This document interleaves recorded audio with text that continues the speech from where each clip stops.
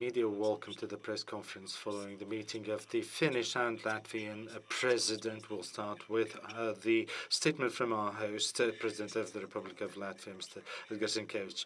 Good afternoon, dear members of the media. We indeed just concluded a delegation meeting between Latvia and Finland. I met with my Finnish counterpart, Mr. Stubb. It is my pleasure and my honor to welcome the President of Finland, the First Lady of Finland, on their visit to Latvia. I should say that for me personally, this is a historic visit, in fact, because this is the first incoming state visit for me as the president, and I'm happy that it is the Finnish president who coincidentally is paying the first state visit. Finland is our close friend and ally, our political, economic, cultural, and I should say also sporting ties are very, very close and very dynamic, and we not only discussed very important security challenges and vital economic cooperation issues, but we also looked back at the Eurobasket competition in Riga. We both went to the Finnish-Greek game, and I can only repeat that the whole Latvia was holding its breath for the Finnish team during the game, and we were very happy to see the fighting spirit that the Finnish squad demonstrated during the competition, during the tournament here in Riga. But undoubtedly, of course, during the meeting we discussed at great length security in the region, security of Ukraine. We also talked about the security of the Baltic Sea region, broader Baltic Sea region, and I should say that President Stubb and I, we highly appreciate the cooperation that we have developed with Finland when it comes to military cooperation since 2023, when Finland acceded to NATO, for example. It has already resulted in some practical activities as well. The security of the Baltic Sea region and Baltic Sentry, which was launched after several incidents with underwater cables, with underwater infrastructure, and Baltic Sentry has proven to be very efficient. I mean, this cooperation when it comes to securing the Baltic Sea. We also discussed the incursion of drones in the Polish airspace as well, and I would like to also specifically underline that NATO has made several steps to create a similar to the Baltic Sentry mission, which is called the Eastern Sentry, and further protection or the security of the eastern flank airspace would require transformation of the Baltic Air Policing mission into Baltic Airspace Defense mission.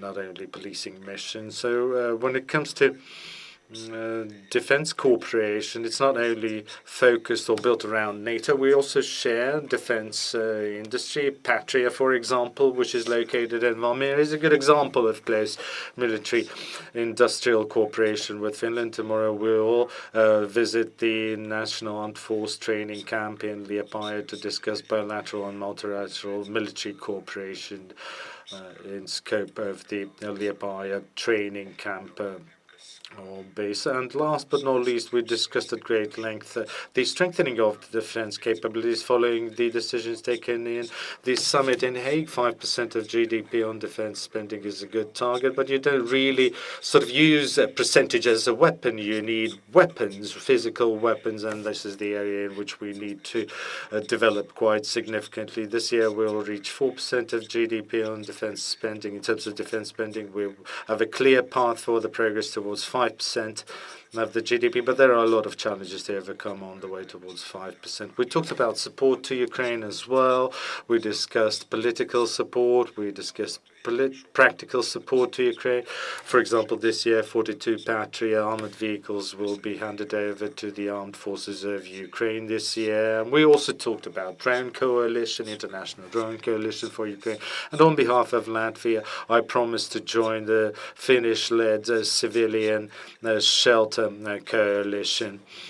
Because it is not only an additional support to Ukraine, but it is also vital for us to be aware of what our civilian protection infrastructure comprises today and how it needs to be developed in future. We'll learn both from Finland and Ukraine on how to build those shelters, and we will work very closely with Ukraine and Finland in this area. So this is a cooperation which will go both ways. Will not only help the others, but will also receive a lot of assistance and a lot of advice from the others. We also talked about further cooperation in defense and military industry when it comes to air defense systems, anti-drone systems. We talked about economic cooperation in the field of education and culture. Let me leave some of the topics for later conversations and meetings as well, so I won't mention everything that we discussed, but I would like to reiterate that our cooperation on the bilateral level and Nordic-Baltic level, which in fact in recent years has developed as a good format, as a good framework for enhancing political security and economic cooperation, and our cooperation within the European Union and NATO is excellent when it comes to Finland. So usually state visits like these are much more focused on practical issues, on real decisions, and also the symbolic highest level commitment to the friendship and cooperation between countries on all levels in all the possible ways, and also through different ceremonies, which shows that we are close friends. So, Alex, it's over to you. In fact, I do suppose that media are expecting to hear from the Finnish president, my Finnish counterpart, although what I would like to underline, Mr. Stubb is currently very active, playing an active role internationally, supporting Ukraine, working with the American, Ukrainian, and European allies, and these are the efforts that Mr. Stubb will be fully supported by Latvia. So it's over to you. Thank you. Thank you very much, Edgars, and thank you for the hospitality that you and your team have showed us here on our first state visit to Riga. You will all know that Edgars and I go a long way back. We pretty much have a similar background in having been focused on foreign policy for most of my life. I managed to be foreign minister only for 3 years, unlike Edgars, who was there for 12 years, but we've pretty much known each other for the past 14, 15 years and have kept up contact in so many different ways. And I was also very happy and thankful to host Edgars at the Kultaranta talks at my summer residence this summer, where we had a good conversation together with Estonian President Alar Karis about world affairs. Now, the Baltic Sea has brought Finland and Latvia together for a long time, and we can go all the way back to the Viking Age. But the truth is that what binds us is very much values and interests, not only after the end of the Cold War inside the European Union, but now in the strongest military alliance in the world in the form of NATO. Our common history is one of cooperation on security. And I think that this state visit shows our appreciation for cooperation with Latvia, bilaterally of course, but also in multilateral fora, including what Edgars just mentioned in the form of NB8. I think this sort of combination of Nordic and Baltic states, which is values-based and interest-based, will strengthen in the coming years. It is strong already now, and when you start including Poland and Germany in it, you see a very strong values-based security entity up here in northeastern Europe. There's only so much a small country like Finland or Latvia can do alone, but we can do a lot together. Together we can deter and defend against the threats, both military and non-military, which we see coming from Russia.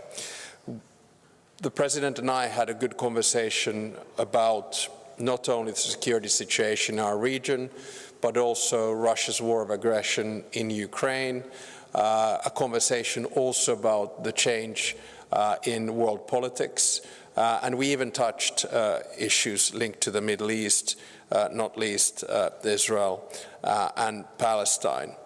But as we all know, Russia's war of aggression in Ukraine is our war. Russia's escalation of its war in Ukraine to include incursions of European airspace is simply unacceptable and calls for a clear response. That's why I welcome the actions undertaken by NATO in the form of Eastern Sentry. And of course, if you look at what happened in the margins of Finnish territorial waters at the end of December last year, NATO was able to create an immediate response in the form of the Baltic Sentry. And NATO has now done the same thing with Eastern Sentry in making sure that similar incursions don't happen on the eastern flank by setting up strong air defenses. The stability of the Baltic Sea is of fundamental importance, and Finland and Latvia have, of course, separately and jointly made efforts to strengthen the security in our region and all of Europe. Both Latvia and Finland have kept investing in security and defense. We need to send a strong message that all of Europe takes its defense and security seriously. The threat from Putin's Russia will not diminish even when Russia's war of aggression in Ukraine ends. As Edgars mentioned, our countries have strong defense material and defense industry cooperation that can be further deepened. The CAVS program of Patria was mentioned as a good example, and again we see the spillover effect with over 40 Latvian paid Patria vehicles going over to Ukraine. And I'm sure that we'll work on other similar projects. In many ways, I would argue finally that Finland and Latvia are leading the way, building Europe to be a coherent and capable geopolitical actor. The bonds of Finland and Latvia have forged in the decades will ensure that together we're prepared for whatever lies ahead. And I just want to finish by the fact that we right now live in very uncertain times, and we have to, as societies, have the capacity to deal with uncertainty. There are things coming at us day in and day out which we're not used to, certainly not since the end of the Cold War. And I think resilience is the key, and our capacity to act to the unknown together. And I think in the past few years we've shown that it works.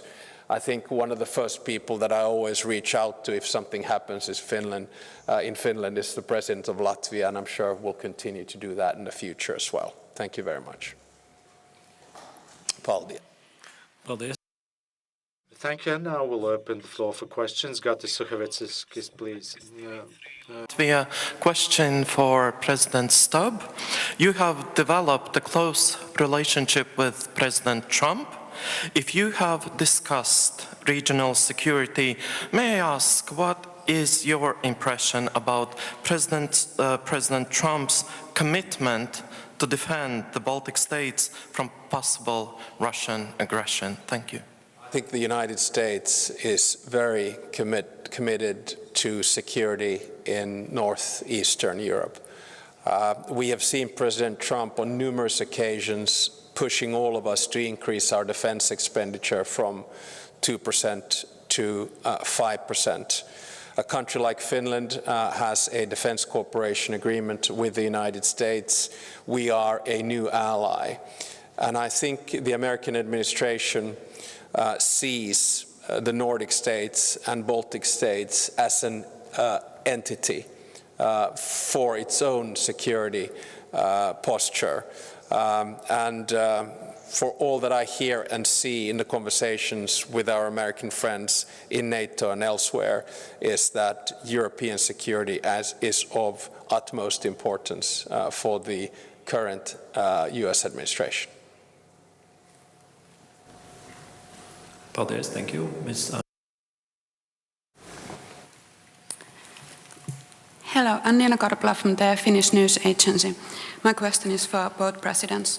Do you think the airspace violations by the Russian drones will continue, and what kind of threat do they pose for EU and NATO countries, Finland and Latvia specifically? Also, do you see a connection between the airspace violations and the ongoing Zapad military exercise? Well, I think what we have seen since the beginning of the full-scale Russian invasion into Ukraine, and especially in the last 2 or so years, that there have been violations of Romanian airspace, Polish airspace, Lithuanian airspace, and also Latvian airspace. We had an accident a year ago that most probably was a drone that veered off the course, flew over the Belarus and crashed in Latvia. What happened last week is something that I would say, for me, is very difficult to believe was accidental. If you have 19 plus drones flying into Poland, then, as we discussed actually with President Stubb, there can be a couple of explanations: intentional, incompetence, or both. And all of three options are scary, frankly. So from that point of view, I do believe, and I here agree with Alex, that the decision by NATO to put Eastern Sentry, the decision of NATO to increase air defense capabilities of the eastern flank is appropriate and right response. However, what we need to learn from this situation is that, and at this point, anti-drone defense systems in NATO countries still need to be developed. Normally, you don't use very expensive air defense missiles to shoot down rather cheap drones. That's where probably lesson number one should be drawn. Number two, whether that's connected with Zapad exercise. Well, what we see about Zapad exercise that formally ends today, if I'm not mistaken, is that it's not as large-scale exercise as some people were expecting, probably because of ongoing military operations by the Russian troops in Ukraine, and Ukraine is to some extent saving us again from more Russian troop presence in Belarus or near our borders. I wouldn't speculate currently whether that incursion was related with Zapad or not, but I would take this seriously, and I think that NATO takes that seriously. We had Article 4 consultations last week. Some decisions are made, but we can't rule out, and that is something that I've said also last week, that such kind of accidents may repeat. The best response would be prepare. I think it was very good response by the Polish Air Force to shoot them down, to show that we take all the measures appropriate, but we have certain lessons to be drawn. Yeah, I come back to the point that we have to expect the unexpected, and that means that Russia is going to continue to test the West in one form or another. And as Edgars mentioned, there are three possibilities in these kinds of cases. One is malintent, the second one is incompetence, and the worst one is a combination of malintent and incompetence. And then we just have to ask ourselves, what do we do? Well, in the case of undersea cables, we established a deterrence in the form of the Baltic Sentry, and it seems to have worked, at least so far. And in terms of the drones flying into Polish airspace, over 19 of them over the span of 7 hours, as President Rinkēvičs noted, it is very unlikely that that was a mistake. We established first Article 4 consultation procedures, which I think was the 8th time in the history of the alliance that this took place. And then secondly, SECURE and the Secretary General of NATO decided to establish a Baltic Sentry. And in many ways, we live in volatile times, and it's important that the alliance understands the new dynamics of modern warfare the line between war and peace has been blurred, and we'll end up seeing these types of tests in the future. We're very happy that the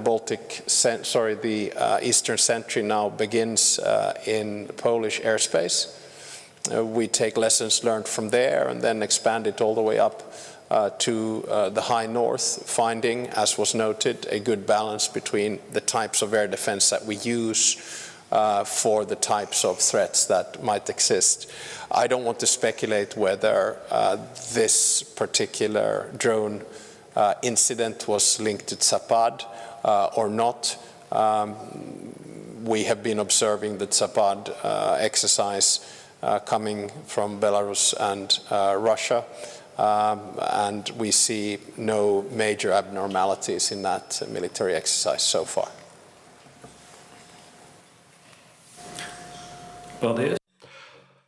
Thank you. And Mr. Rutinen, please, the floor is yours. Mr. Rutinen.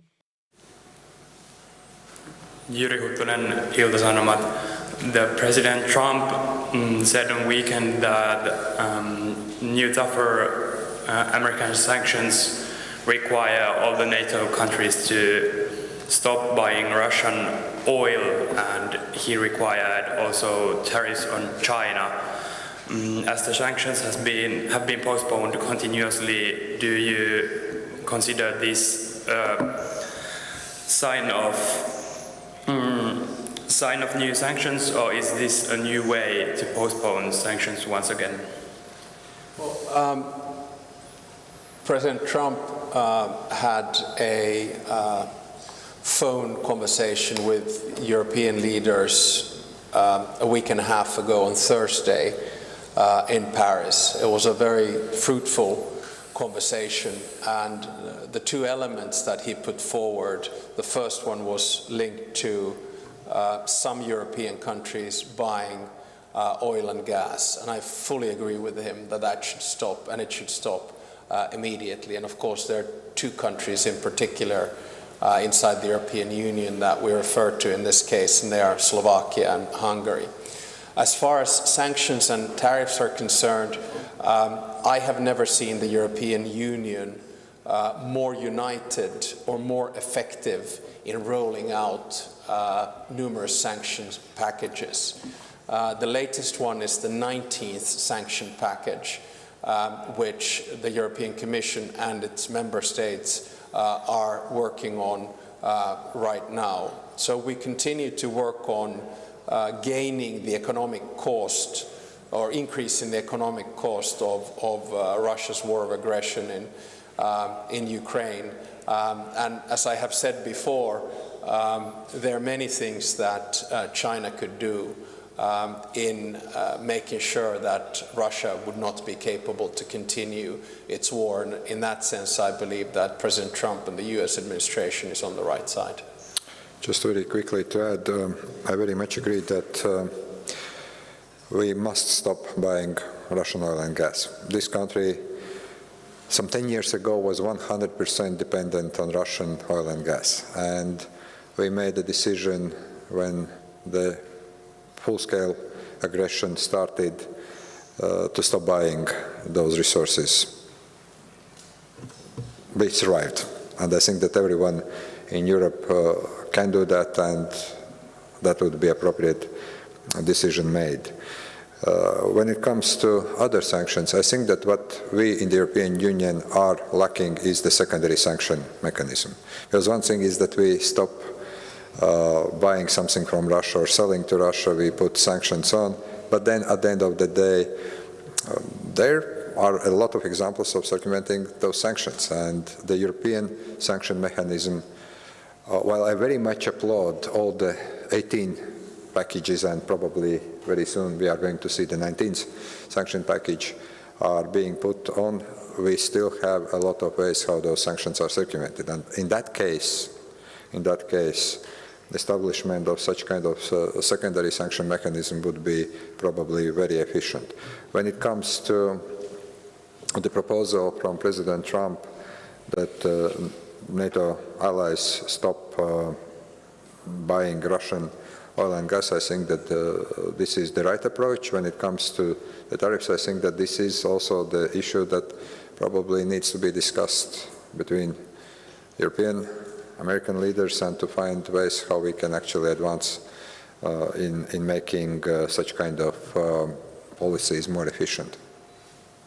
I could perhaps just add one thing, that I think the issue of frozen assets is key here.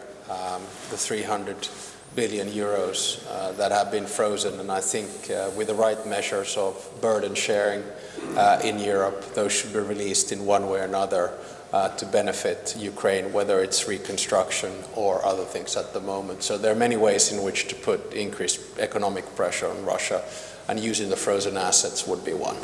And that is where our positions are very, very aligned. I think we are like-minded on this issue completely.